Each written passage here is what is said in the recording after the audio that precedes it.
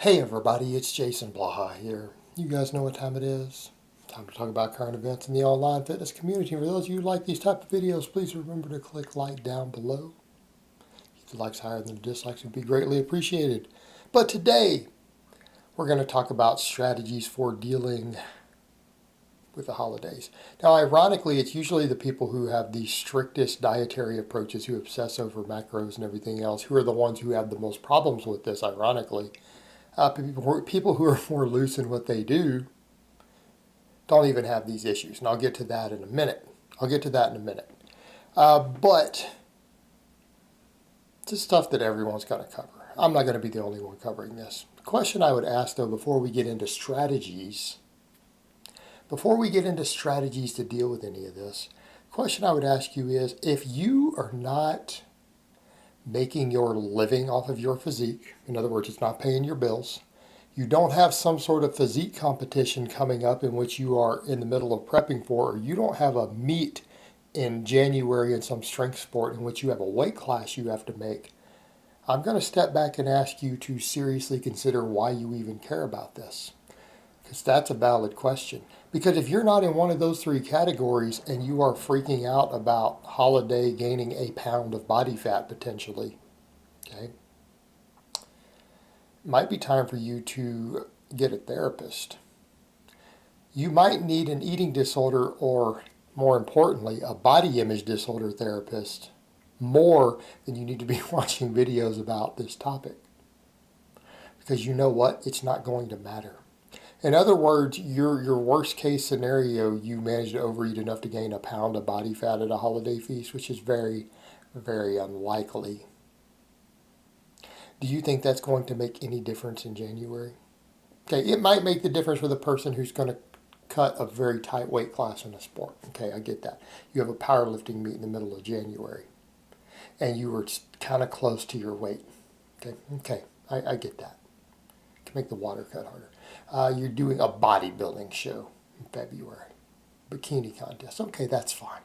What about the rest of you? You don't have that excuse.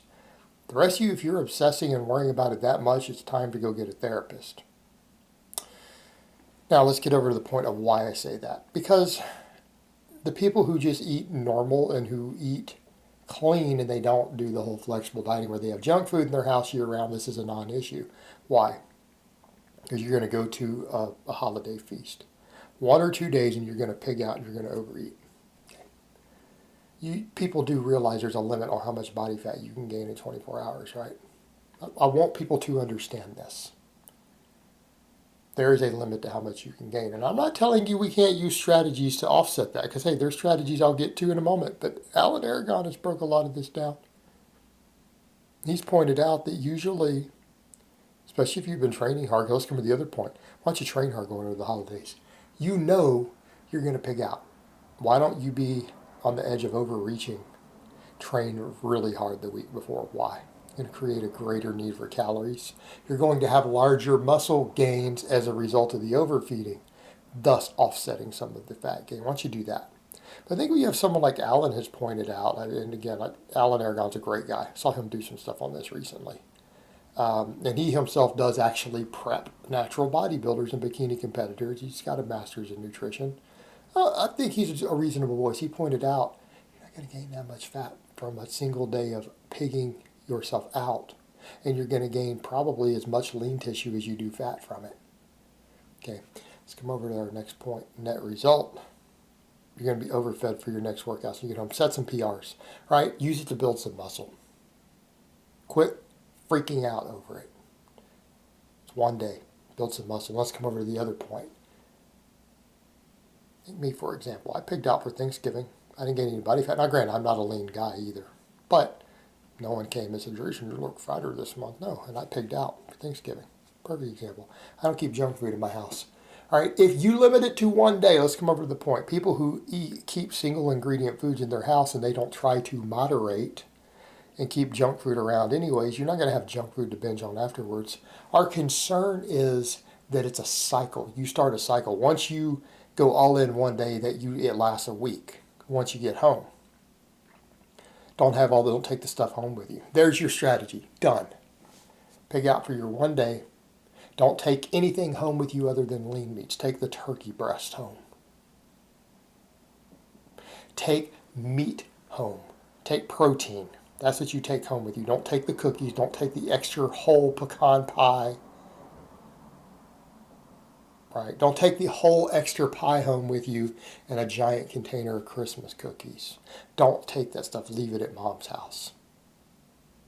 Only take home, and they say take leftovers. Only take lean proteins. Right? Take stuff that is on your normal diet. Therefore, you are not going to continue to binge. Because otherwise, if you don't keep the junk food in your house, you're going to have to go buy it separately at the grocery store to have it. Problem solved. Like in my case, I only have single ingredient foods in my house. What am I going to pig out on? Milk? Chicken? So follow that strategy. Problem solved. Go back to your normal approach. Set some PRs. You're going to carry extra muscle, extra glycogen. You are primed and ready to put some gains on when you get home.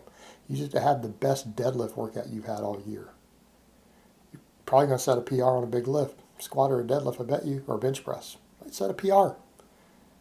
You do something instructive. Don't go home and try to, I'm going to do 12 hours of cardio, fasted cardio. Yeah, that's called an eating disorder. That's when you need a therapist. So, over to the other point. Strategies can you use to offset it going in? Okay, very simple. You know you're going to have the feast. Train really hard going into it. What's my shirt say? Leg day. Day before. Do your highest volume lower body session. Create the need for the food. Prime yourself for the anabolic environment going into it. Take yourself in your training to where you know you almost need a deload on the day of the holiday feast. Okay, there you go. You get to the feast, let's say, well, I don't want to limit myself. I don't want to eat more than 6,000 calories before I vomit. Okay. All right, fine. When you get there, go into it fasted. Like you're going to go to a big holiday family or get together, right? Go into it fasted. That can be where intermittent fasting is useful. Next strategy, eat protein first.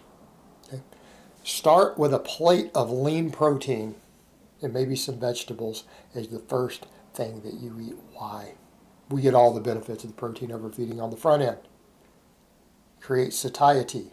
It's going to be harder for you to pack down the extra 1,000 calories of key lime pie or fruitcake or whatever it is you're going to eat later. It's going to be harder to get it in. And you're still going to be able to eat it till you're full. There you go. Walk into it fasted, load on protein, done. When you get home, back to your normal food. If you don't have junk food in the house and you don't take it with you, it can't be a week long. You have to make a conscious choice to have the stuff in your house. Get back to your normal training. Set some PRs. Worst case, you will have gained half a pound of body fat. You basically need a 1,500 calorie deficit over the next week to lose that. Okay, it's not going to make a visible difference. It's not going to make a measurable difference, a full 1% body fat difference on a DEXA scan. You're going to gain some extra water, some extra bloat, some muscle to go with that fat, probably some recovery to go with that fat. Go home and make gains. Okay, stop freaking out about it.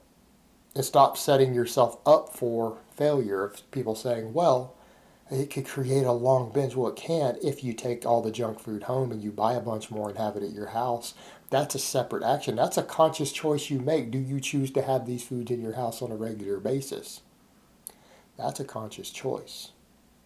I personally can't get away with that. I choose not to. I have nothing but single ingredient foods in my home.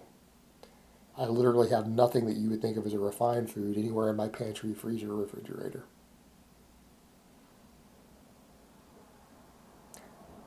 There's an easy solution. Save that stuff for the holidays. Save that stuff for the special occasions. Then it doesn't impact you in that way, does it? Right? I reserve those foods for social settings only. I don't have them in my home. I don't ever eat them alone. Problem solved.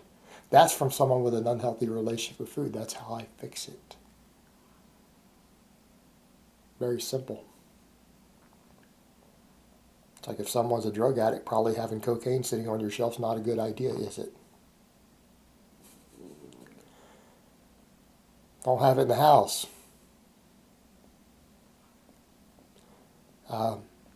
This is not as difficult as people make it out to be. It's a problem when you turn it into a problem. It's a problem when you obsess over it and freak out about it.